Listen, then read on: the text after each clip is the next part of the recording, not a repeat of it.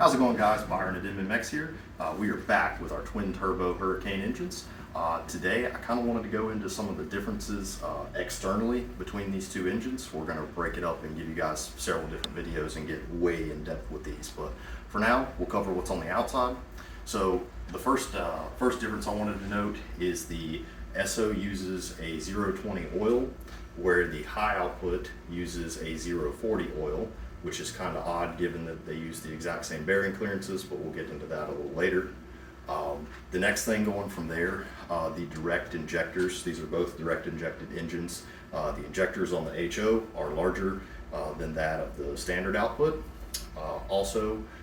Another difference is the high output actually has two DI pumps, and if you look on the block here, you'll see these two ports.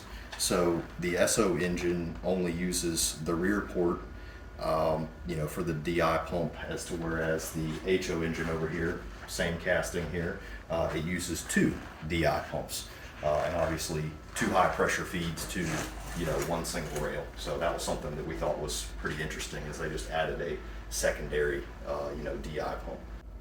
Alright, so another difference between the HO and the SO is that the SO is equipped with an EGR valve, as to where the high output is not equipped. And if you walk with me over here and check out the cylinder head here, we have some really crazy stuff going on. So this is the standard output head, this is the high output head.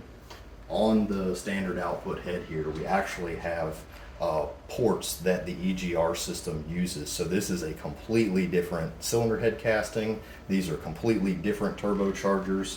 I'm not a turbo manufacturer, but one would assume that the HO turbo is probably a bit bigger and potentially capable of a bit more power.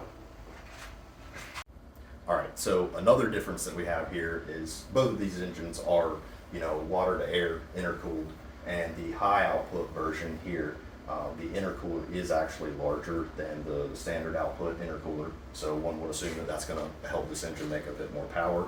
The intake manifolds themselves are actually different between the standard and high output as well. They look really similar. There's just some mild differences with like port location and the way that the throttle body bolts on.